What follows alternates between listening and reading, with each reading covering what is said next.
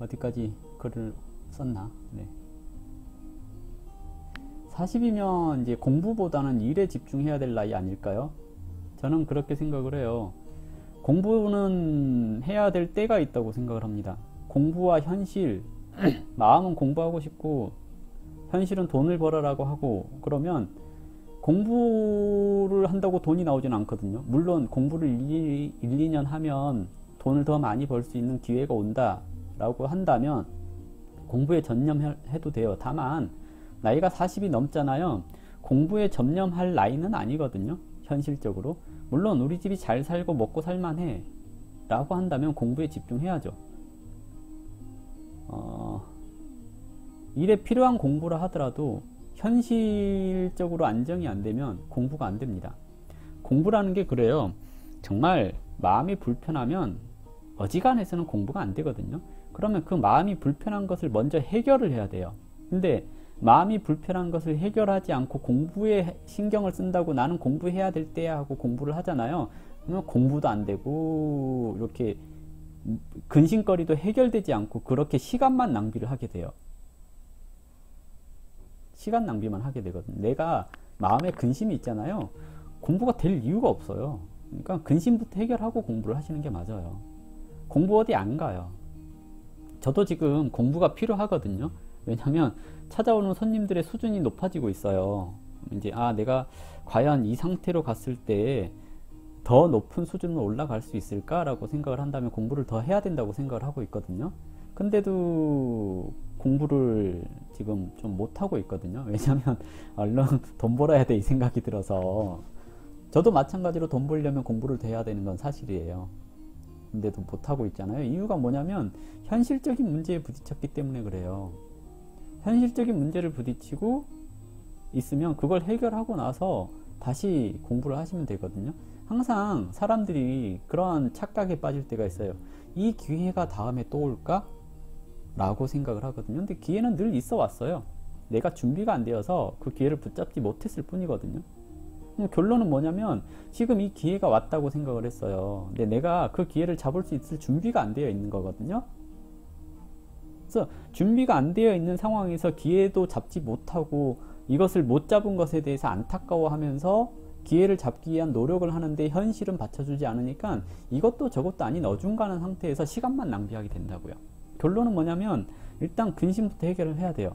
그리고 정말 공부가 필요하다고 생각한다면 내가 할 일에 집중해 놓고 남는 짜투리 시간에 하시면 돼요. 짜투리 시간에. 이 핑계 저 핑계 대면서 못 하잖아요. 그건 그냥 안 하는 겁니다. 저는 핸드폰에 책을 많이 담아 놓고 살거든요. 이제 책 소설 한 권 끝내면 출퇴근 시간에 공부하려고, 출근해서 공부가 안 되니까 이런 식으로 일 하시다가 출퇴근 시간 또는 남는 시간에 그냥 공부하시면 돼요. 정말 머리가 복잡하잖아요. 공부 더럽게 안 돼요. 제가 해봐서 알아요. 정말 마음에 진짜 돈 벌어야 되는데, 어떤 의미냐면 점쟁이 하면서 사람들이 착각하는 게 있어요. 손님 안 오면 공부하면 되지 라고. 근데 자영업자들의 특징이 있죠. 손님 안 오면 생계가 위험한데 마음이 불편해서 공부가 되냐고요. 손님이 안 오니까 공부는 해야지, 이런 태평한 생각을 갖고 있는 것은 몇 안 돼요. 그런 사람들. 그건 정신 나간 놈입니다. 손님 안 오니까 공부해야지? 손님 안 와가지고 마음이 불편해 죽겠는데 무슨 공부를 하고 자빠졌어. 내가 이걸 접고 마음속 한켠에는 내가 지금 이렇게 손님이 안 오는데 이걸 계속 해야 돼? 이거 접고 그냥 노가다를 떼야 되는 거 아닐까? 이 생각이 가득 차 있는데 머릿속에 공부가 들어오냐고요. 안 들어와요. 그래서 공부는 마음 편할 때 하는 거예요. 마음 편할 때.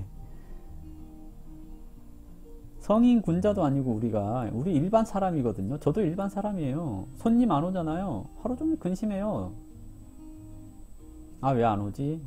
뭐가 문제지? 내 실력이 문제인가? 공부해야 되는데 공부하려고 책 펴면 진짜 왜 안 오지? 막 이런 생각이 가득하다고요.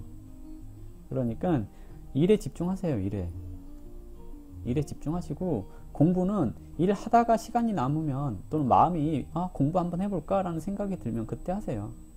네, 맞아요. 다봉님 잘 안되는 헛소리 짓거리고 있는 거거든요. 아무 방법이 없어요. 일 안 될 때는. 상황이 안 좋을 때는 내 주변 사람들조차도 상황이 안 좋아. 그래서 어디서 가서 돈 빌릴 데도 없어. 이런 경우가 태반이거든요.